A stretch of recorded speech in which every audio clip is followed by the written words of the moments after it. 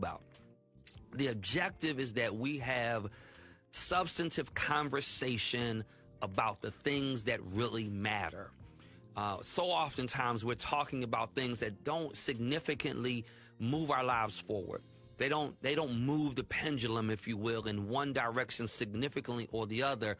I want to re-embed. I want to weave into the fabric of our community conversations about news and conversations about politics and conversations about religion.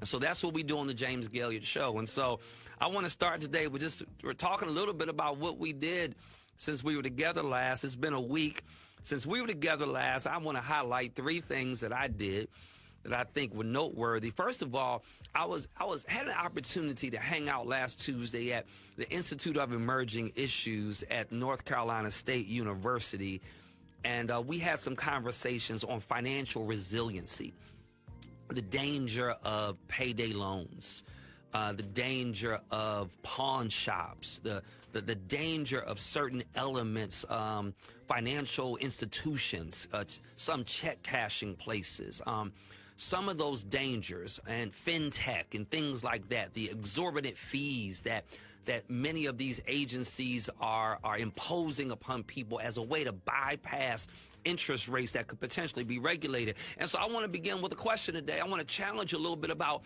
money, because here's the deal. You could be healthy and you could have family, but here's the truth of the matter. If I'm struggling paying my bills, if I've got more a month than I have money, if I'm really struggling to get ahead, that's just not fun. I can tell you, I'm far from a wealthy man, but I've had a little bit of money and I've been broke, and having a little bit of money is always a little bit better.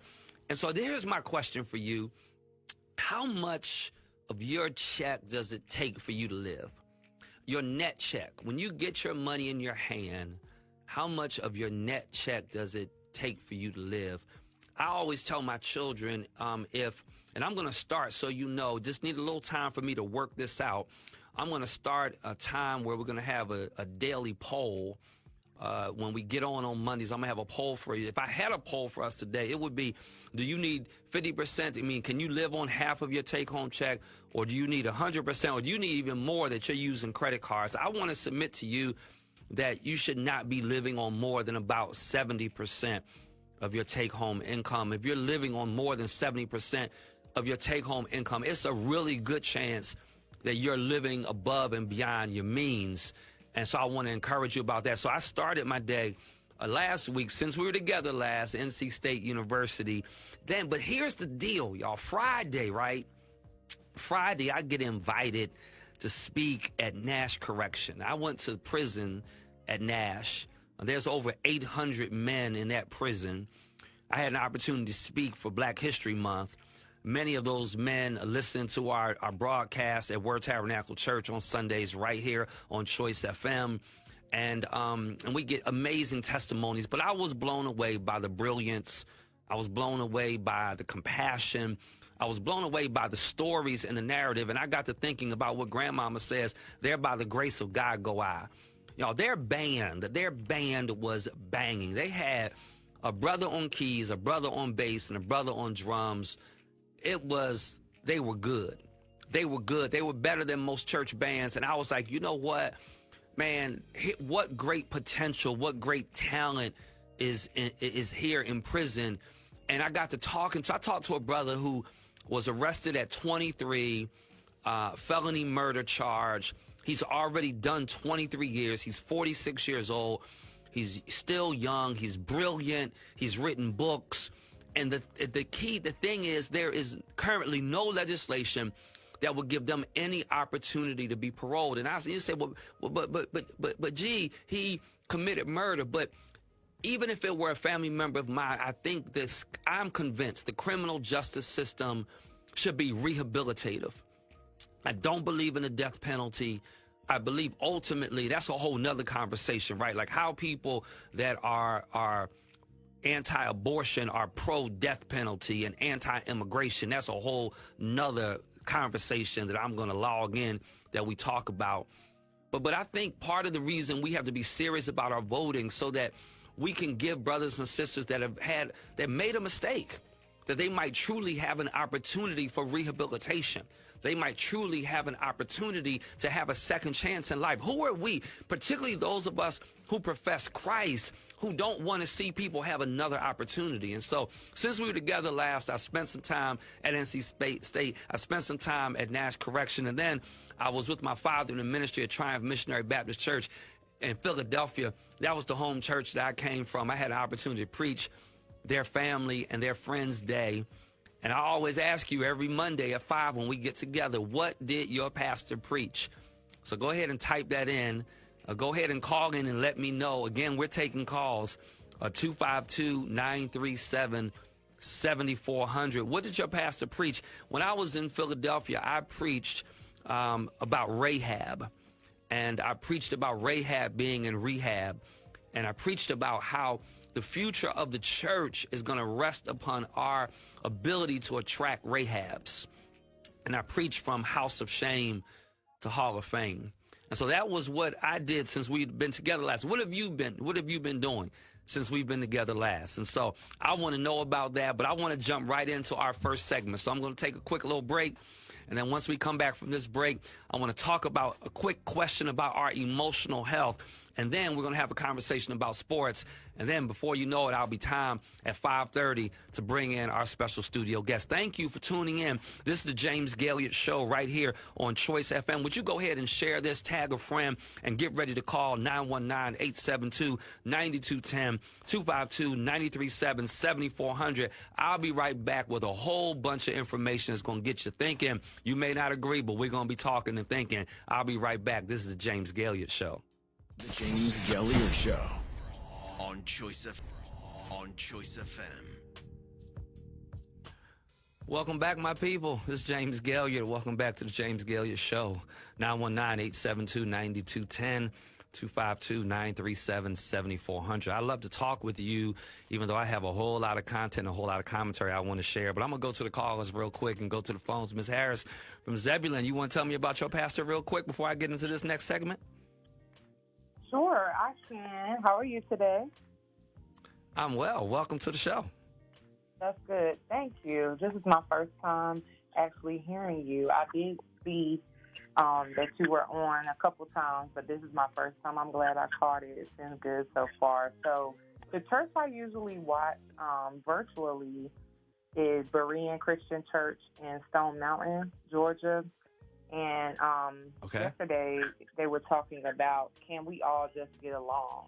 And it was just all about forgiveness and how, a lot of times we tend to hold different things against people. It could just be a very slight misunderstanding, or it could be for good reasons. But, just the message of forgiveness, and just sometimes we feel like someone has done like the worst of the worst, or maybe they're just irritating us or whatever, but God always, forgives, so we should forgive. And so that's really pretty much what I got out of yesterday. Right. Well, we all have fallen short, right? And so that's a good word. And so I appreciate you sharing that. I appreciate you calling in. We need to get your information from Doc on the studio. So Doc, before she hangs up, get her contact and get an email from her, because I'm gonna send you a gift card. You're the first person to ever call the show, and so I want to make sure that we acknowledge you. So thank you for calling. I hope you'll listen. I'm on every Monday from 5 to 6, and we may be adding some shows if people like what they're hearing. So I appreciate you calling today, and I appreciate that word on forgiveness, Ms. Harris from Zebulon. You have a great day. Thank you so much. You too. So, folks, I want to talk about emotional health. I on this segment, I want to ask you a question. Okay, Ms. Harris, you still on the line? This is just real talk. Yes, I'm here. Perfect. All right, I'm going to get a little bit of information from you, okay? All right, and let's start with, can you spell your first and last name Doc, for me? I'm still on. Doc, I can hear you. I'm still on.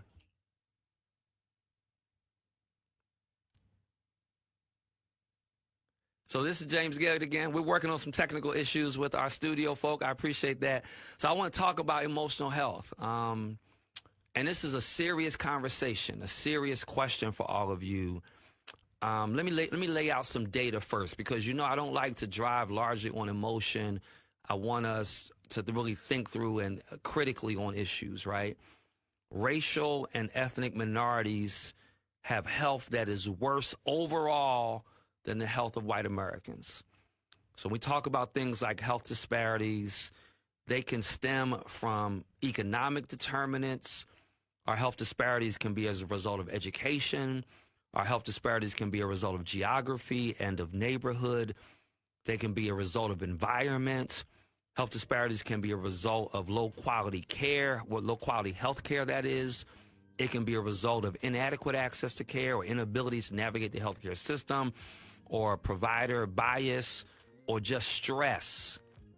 And our studies show that examining the role of social and biological stress on health suggests a link between social economic status and ethnic disparities in stress and health. So here's my question, and can I let me JDGV that. That's my church talk. You know, we preach from the New International Version of the Bible. That's the NIV, or the King James Version. That's the KJV, or the New King James. So when I say I'm going to JDGV it, it just means it's the James David Gailliard Version. What I'm saying to us, because our audience is largely African American, largely Black and indigenous, and here people of color. So the BIPOC community, here's my question to you. What are you currently doing to ensure your emotional, mental, and physical health? How are you being deliberate and intentional to make sure that you are emotionally healthy, physically healthy, and that you are mentally healthy? I want to suggest to us, y'all, that we need an outlet, because just JDGVing it, just being BIPOC, just being Black, it's its own stressor. Is if we didn't have any of the other issues, if we didn't have social economic issues, if we didn't have economic issues, if we didn't have education issues, just the stress alone of being Black in America is a high level of stress. So whether or not you recognize it, just being who you are creates its own level of stress. And so what I want to just leave you with is I want us all to be very intentional about what we do for our emotional health, our mental health, and our physical health. I've been journaling lately. Our church is on a fast. And so, you know, I've been drinking more water. I've been watching my intake. I've been more deliberate about my morning devotion. And now I've got to find some other healthy outlets. Somebody shout healthy outlets. I'm not talking about drinking or smoking or sexing my way into a healthier place. I'm talking about a legitimate, healthier outlet. I'm talking about working out, going for a walk, reading a book, riding a bike, getting on your motorcycle, having a spa day, going out for a nice dinner, going to a movie, hanging out with your boo. I'm talking about shutting down social media and the toxicity that oftentimes can be attached to it, and just doing something for you. You know, doing a crossword puzzle, doing a puzzle, playing some spades, some pinochle, some bid whist. You know, what are you doing for your mental health, your emotional health, and your physical health? I want you to know, I want you to feel this across the airways. I love you too much to see you check out early. I love you too much to see you in a frenzy emotionally. And so I want to encourage you to really be thoughtful and prayerful about what you're doing for your emotional health, your physical health, and your mental health. Think about that for a moment. So here, let's shift the gears real quick, y'all. I want to talk sports. Who watched the NBA All-Star game last night? Y'all, come on, family. Real talk. 211 to 186. Who honestly feels like a basketball game that's all about showcasing talent offensively with no defense is entertaining? Like, I'm sorry, NBA, and y'all may disagree with me, but I'm sorry. 211 points East, 186 points West. Damian Lillard, 39 points, lead MVP. I mean, Lord, I understand lots of people broke records. I understand that there was like an offensive masterclass. But the reality of it is, I think the average fan, the average NBA pundit is saying, like, we want a real basketball game. like, I guess you do have 211 points if don't nobody play defense. I guess so. And so I was so disappointed by the direction, man. When I was coming up, back in the day, when we were watching the NBA game, in the day of Magic Johnson and Larry Bird and Dr. J and Charles Barkley. I mean, when we were watching the NBA game, and it was a real game. I mean, they were posting up. They were going hard in the paint. And I just think, man, you got to go hard in the paint, people. I mean, what are we showing the world? That life is just a big game where nobody competes against anyone. No one challenges anyone. Just give everybody, whoever wants to take the half-court shot, take the half-court shot. Whoever wants to just dunk in a reverse. I mean, if we don't ever see another dunk again, can we just get a good basketball game? I don't know what your thought is about that. But I mean, I think the NBA All-Star game has a whole lot more potential. And I think it's gotten lackadaisical, this lackadaisical defense. And it's just, I think it's frustrating viewers. So I'm sorry. I was disappointed. I watched a little bit of the game, but when I'm watching these scores just go up and no defense, I wasn't feeling it. You might lose me next year, NBA, as a viewer. Halftime show I enjoyed. I think it could have been just a little bit longer, but I enjoyed. So let me tell you what I did appreciate about the NBA All-Star Game. And this is James Gailliard. You're listening to the James Gailliard Show. And I'm right here on Choice FM. And if you want to listen online, ilovechoicefm.com. And, of course, at I Love Choice FM on all of the outlets. You can listen to the show. You're invited to call in. We've been taking callers. And those numbers are in the 919-872-9210 and the 252-937-7400. But let me say what I did like. What I appreciated about the All-Star game was the three-point shootout with Steph Curry and Sabrina Ionescu. Love her playing, love him, love the fact that they both did that, loved how competitive she is, and I love how women are being elevated in professional athletics. I'm probably gonna watch women's Final Four more so than the men's. I love the fact that women have been elevated. We have women commentators. I shout out all of the outlets, particularly NBA, for that. So that I'm going to give 1+. I try to see the good and not just the negative and stuff. And the other thing that I want to raise before we take a break and get ready for our studio guests, the other thing I want to raise about athletics. I want your opinion on this. What do you think? Caitlin Clark, that's the sister, white girl from University of Iowa. Now, listen, for those of you that hear me talk about brother, white girl, all that, look, my mama was white, my dad's black. I just kind of naturally deal with racial stuff. I don't mean anything negative to anybody. I just have to be who I am. And so Caitlin Clark broke the all-time women's scoring record for female athletics in collegiate basketball. She is a player at University of Iowa. But what I want to talk, and so shout her out, right? What jumped out for me, though, is I personally, now, I'm sure she has had endorsements and what they call these NIL agreements, right? These NIL, these name, image, and likeness agreements where now collegiate players can be paid for their name, for their image, or for their likeness. I'd love to know what you think about that. I'm sure she probably had some name, image, and likeness contracts or sponsorships, but I was surprised to see when I was watching the NBA All-Star game, she pops up in a State Farm commercial. And I personally had never seen her in a commercial. And I was like, wow, she breaks the record. And now here she is. I was reading some of the money that some of these athletes are making, what the valuations are. Her evaluation is knocking on the $1 million door, $800,000. Angel Reese with LSU, $1.7 million.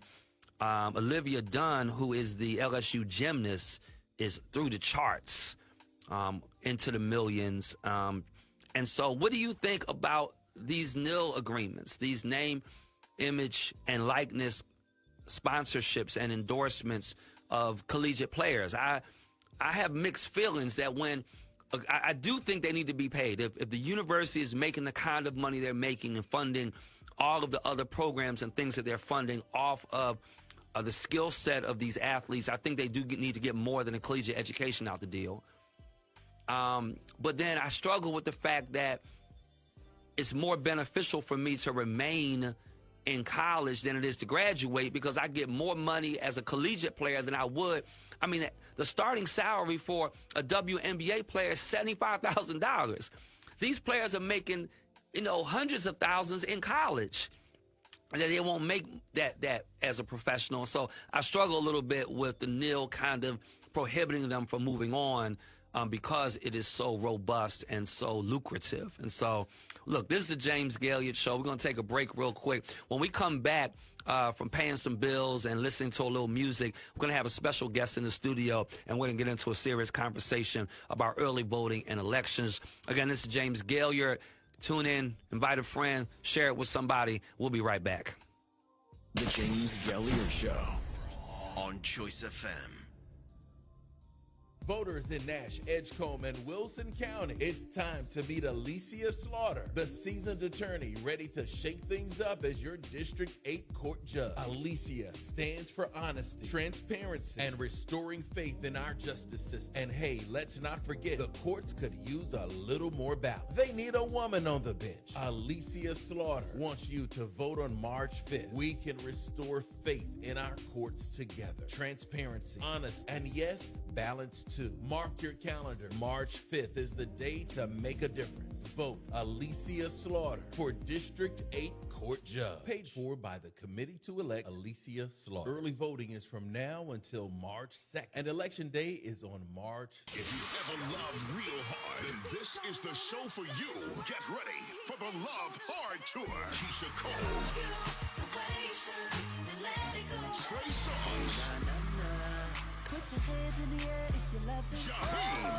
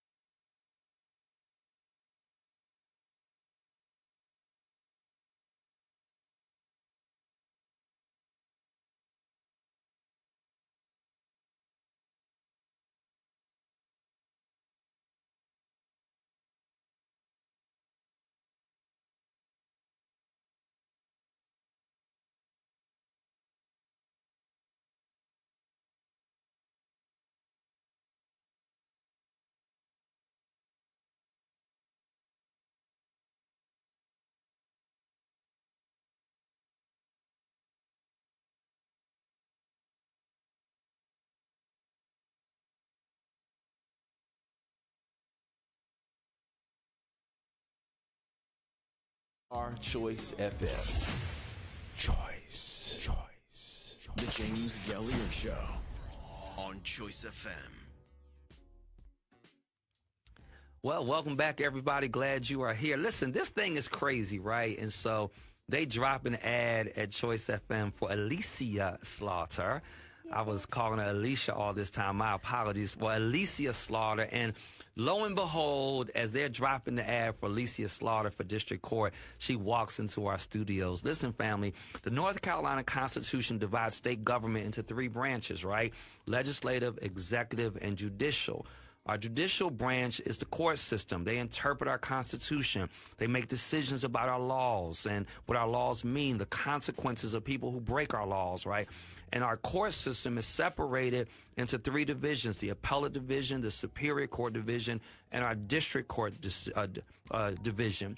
In studio is a candidate for district court, Alicia Slaughter. Alicia, welcome to the show. Thank you. Thank you for having me. I am thrilled. Can you educate people watching and listening, first of all, on who Alicia Slaughter is, and secondly, on what happens at the district court level? Sure.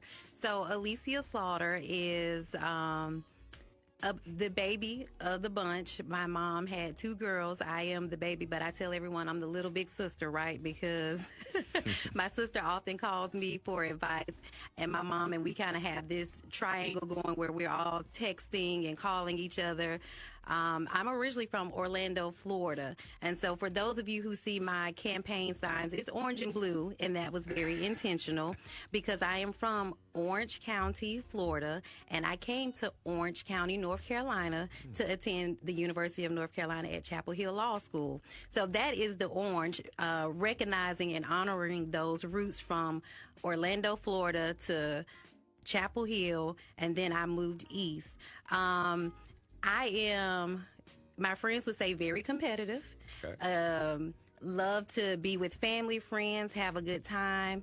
Love to travel.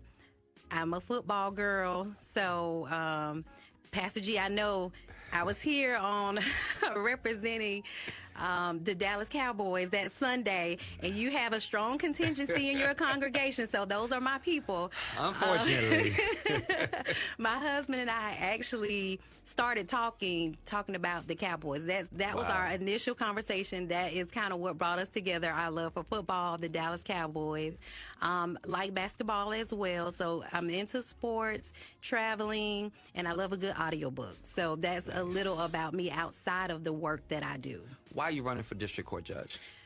Quite simply because there was a need. I teach my kids, and one of our family mottos is, if you see a need, feel the need. And I remember hearing this speech that Nadia Cooper, shout out to Nadia for her oratorical speech when she said Miss Ayana taught her that you don't have to ask for permission to lead. And I think that really sums up what is happening with me. Our district court bench is comprised of 7 judges. The only woman on the bench, Elizabeth Freshwater Smith, was promoted to one of the Superior Court seats that was created by the North Carolina legislature. So that left a vacancy, and that's the seat I'm running for. And so when I sat back and kind of saw how things were playing out and hearing the rumblings of the people who were interested, there was not another woman candidate at the time that I was aware of, and nor was there a person of color who was interested in the seat. And so when I thought about the composition of our bench and the fact that we should be representative of the community, I said, you know what, it's time to step up. And so I did. I filed, and it has been a whirlwind, but that is what birthed this campaign. So educate us around what happens, what type of cases do you see in district court? Because what I want to do on the show, Alicia, is connect the dots for voters, right? Because I think oftentimes people don't recognize how important these seats are in their community. You know, I mean, the truth of the matter is, and I have my preferences on who's going to become president and who's going to win Congress and who's going to U.S. Senate.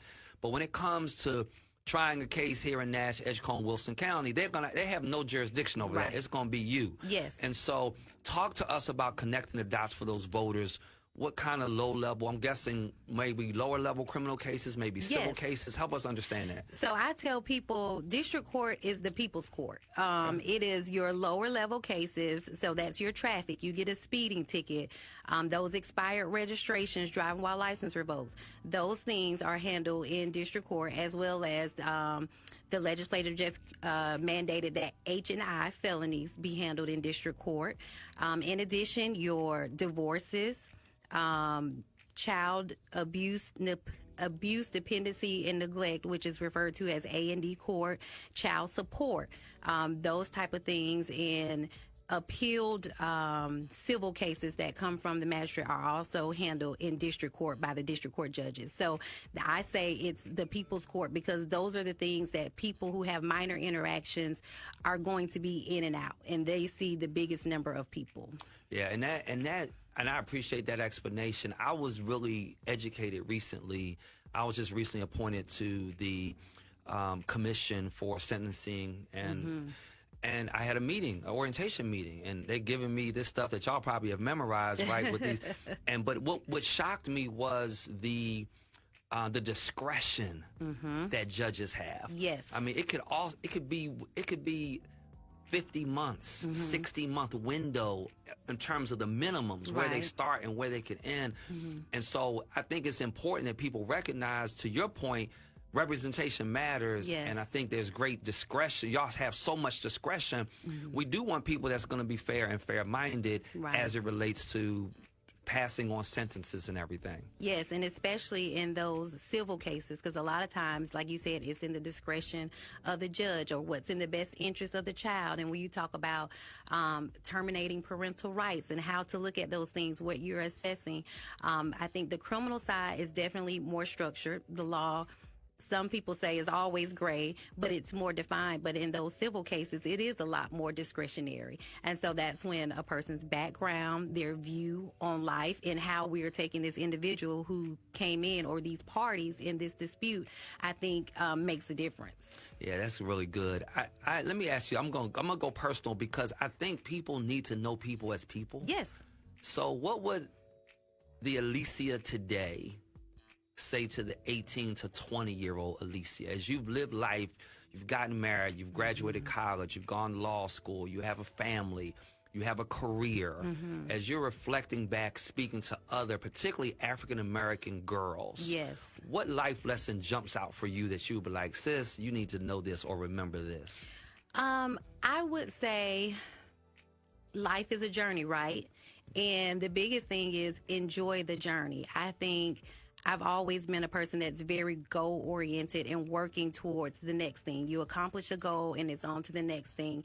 And I think taking the time and having the ability to sit back and enjoy the moment and enjoy the ride is what I would say. And to do things that you never thought you would do. I was just talking to someone about, I think my biggest regret going through college and law school was not traveling abroad and doing those study abroad programs, because I'm a very practical person. And so when I came to law school, I was paying out-of-state tuition. And so when the opportunity presented itself to go study abroad, I was like, I'm going to have to pay this money back. So I didn't, but I wish I had of, because those are opportunities that you don't get back sometimes. And so enjoy the ride, and don't always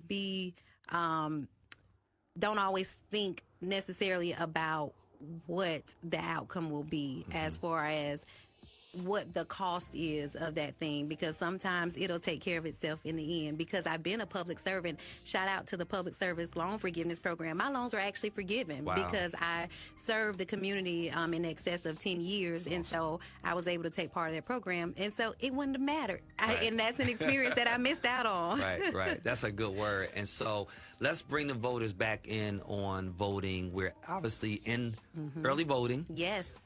Talk to us about why you think every vote matters, and why you're asking for people to vote for you. Well, I know every vote matters, and I'm asking people to vote because, simply put, I am the best choice, and not to get into my background and my resume, but I think it's important for people to know that I am the only candidate that is board certified criminal law specialist. That's important. That's the state of North Carolina has said Alicia Slaughter knows what she's doing as it relates to criminal law. In addition, that piece of having equity on the bench, and for the listeners to just understand, out of a bench of 7 in all the years that we have been here, there has never been a woman of color elected to the position. In addition to that, I've done the work before I got here. I think you can tell a person by what they've done. And so I don't just talk about it. As they say, I've been standing on business since I've been here. I've been serving the community. I've done the Meals on Wheels, the teen court, working with law enforcement, basic law enforcement training courses, doing mock trials to help get them ready to hit the street and be fair and follow the law. I've done those things. I've spent the hours with families, working cases. I've stayed late and put in the work. And so I think when you serve in that capacity, there comes a time that you can be rewarded for that service. And I feel like that's where I am now. It's not new to me, the idea of serving. And so I am asking for that vote so that I can serve the citizens of Nash, Edgecombe, and Wilson in a new capacity as district court judge. Well, look, I couldn't have said it any better. You heard it directly from Alicia Slaughter. She's asking for your vote.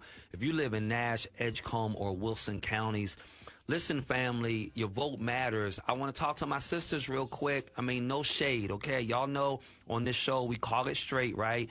And my objective is not for everybody to agree with me, but I want us talking about substantive matters. I mean, real talk, when we had Sherry Beasley at the top of the ticket, black women voted in smaller numbers than they did in the previous election. And look, we got a sister on the ticket here in Nash, Edgecombe, and Wilson County. And y'all know I went through the ballot last week, and I was clear that I'm voting for Alicia Slaughter. And I'm just asking y'all to do the same. And look, take a hard look at her resume. She's laid out her curriculum vitae and her qualifications. Early voting is going on now. Early voting ends on March 2nd, and then election day is on March 5th. It is incumbent, folk, that we vote, and we vote our best interest in the interest of our community. So this is the James Gailliard Show. Had the wonderful opportunity to interview and having conversation with my friend, and I believe we're going to be our next district court judge, Alicia Slaughter. Yes. Alicia, thank you for stopping in to see us. Thank you. Y'all, we'll be right back after this announcement. The James Gailliard Show on Choice FM. My testimony is simply, he turned it.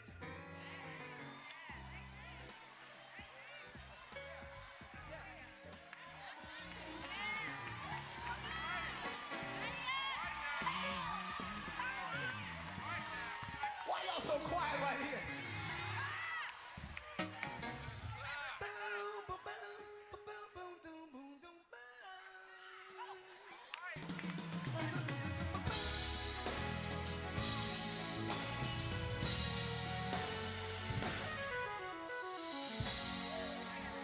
Yes, there were times.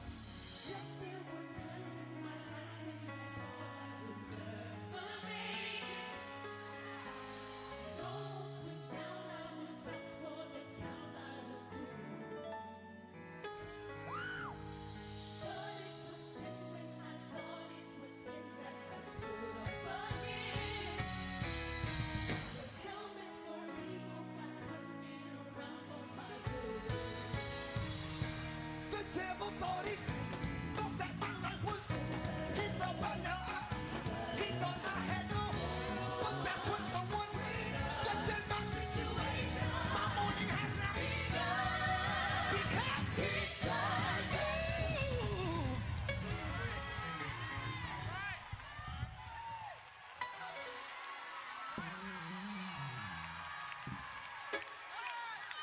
Tell your neighbor, he turned it. I dare you to be like my sister Ian. Get something in your hand and just turn it. And say, he turned it. He turned my mourning into dancing. Turned my sorrow into joy. My crying days are behind me. My dancing days are before me. He turned my mourning. He turned my mourning into dancing.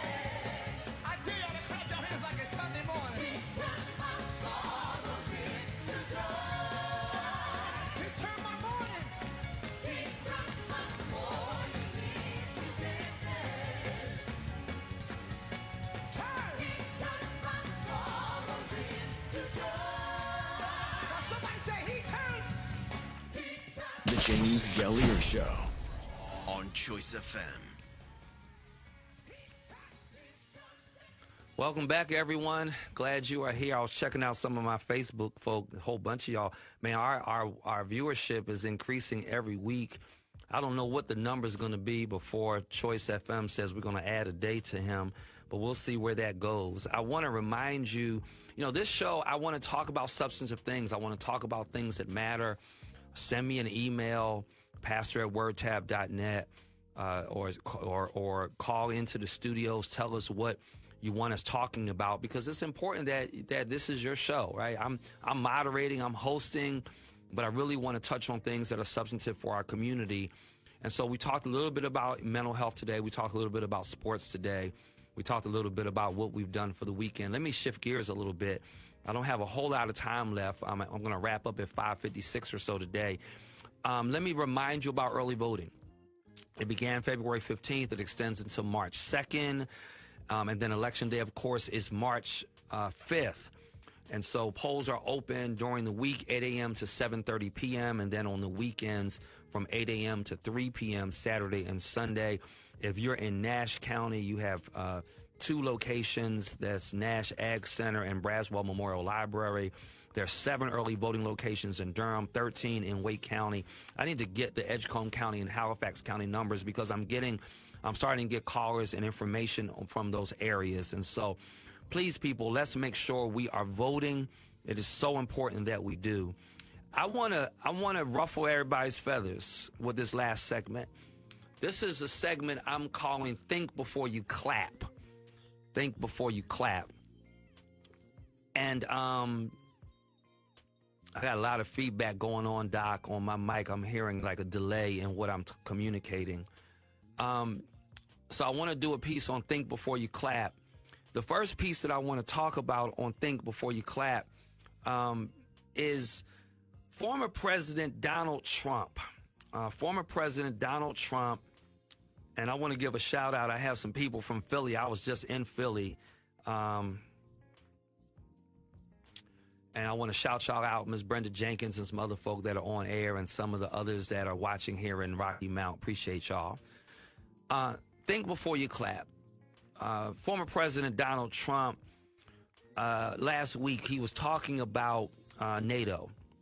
That's the North Atlantic Treaty Organization. And he said if they did not meet their defense spending targets, that he would set off alarms in all of Europe. And he would basically tell Russia to attack the NATO allies that were considered delinquent. For those of you that don't know, you're required to pay 2.5% of your gross domestic product on NATO expenses, on your defense expenses. And so Donald Trump was in a campaign rally in South Carolina. He, first of all, told about this alleged story of a conversation he had supposedly with somebody that was head of a NATO member country that did not meet their obligations. And his statement was, he said, if you didn't meet your obligations, then he said, I would tell Russia to do whatever the HELL they want to do. And then a bunch of people in the background started applauding. First of all, he's very unlikely to have had the conversation. Second of all, it's just dangerous innuendo, if you will.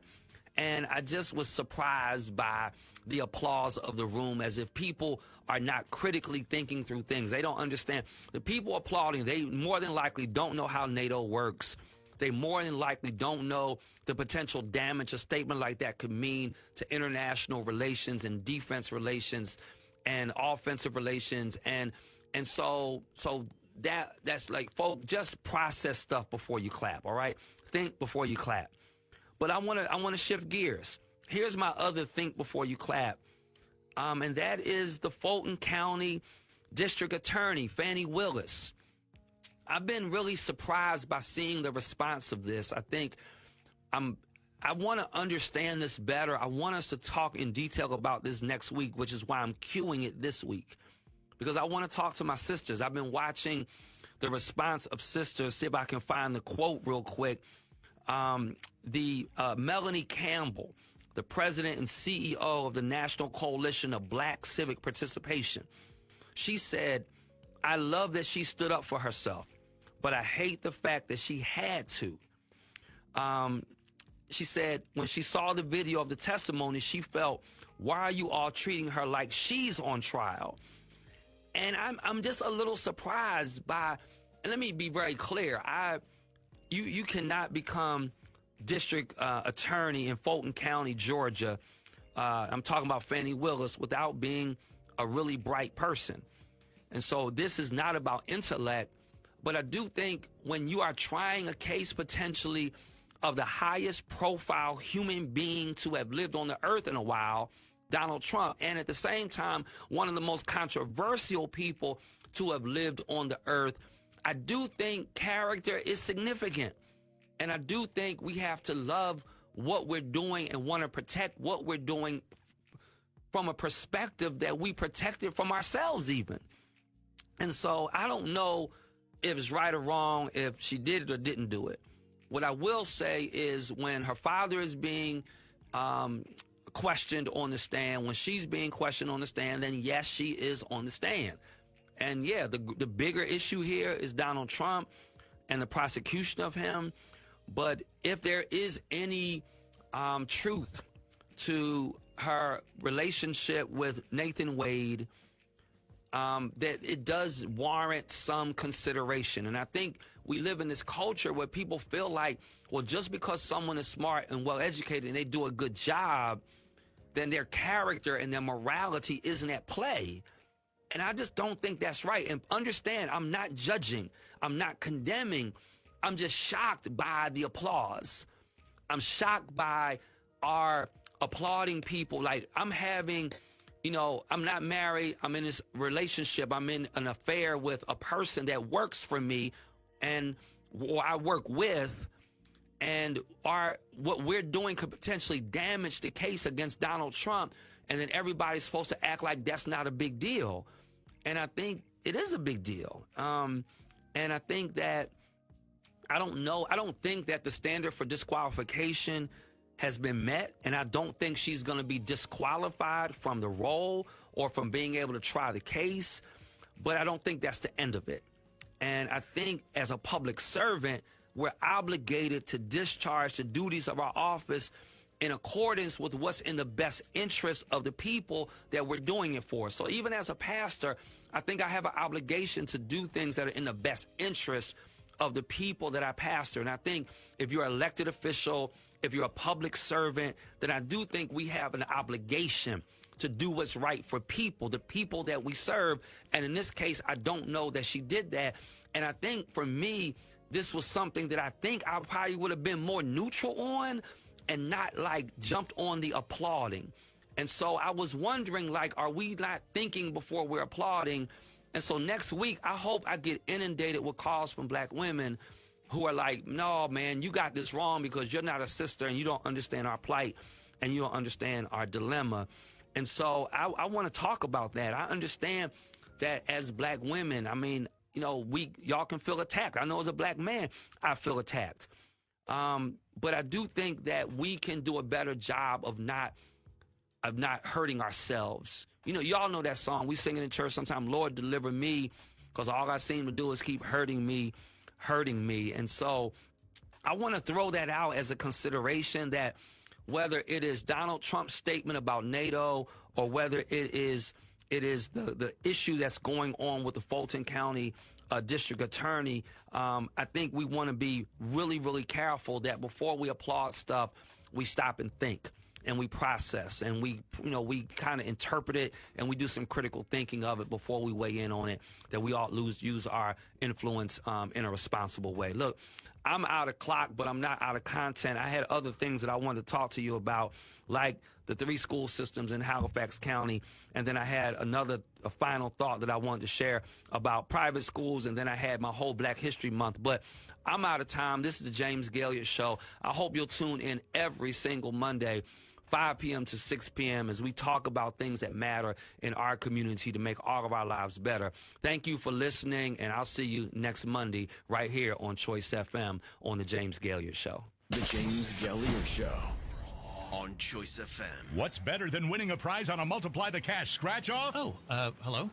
Well, I guess I'd say probably... Winning every single prize. What's better than winning every single prize? I can't think Winning every prize times 2 with the Win All Doubler. Well, you don't need me here, so I'm going to go pick up a scratch-off. New Multiply the Cash from the North Carolina Education Lottery with a chance to win every prize doubled. Must be 18 to play. Approximate overall odds of winning range from 1 in 3.77 to 4.71. Problem gambling helpline. 877-718-5543. Diner, 132 South Church Street, Rocky Mount. Juicy burger, hot, delicious wings, yummy spaghetti, and the first pizza to ever be served downtown Rocky Mount. Hot, delicious pizza and more at Pop's Diner. Pop's Diner for hot dogs. Pop's Diner for lunch. Open daily from 11 till 7 p.m. City workers get the Pop's hookup. Pop's Diner open from 11 a.m. to 7 p.m. Wings, pizza, burgers, spaghetti, salads, and more. Hot, fresh, and fast at Pop's downtown Rocky Mount. Open 11 a.m. to 7 p.m. Monday through Saturday.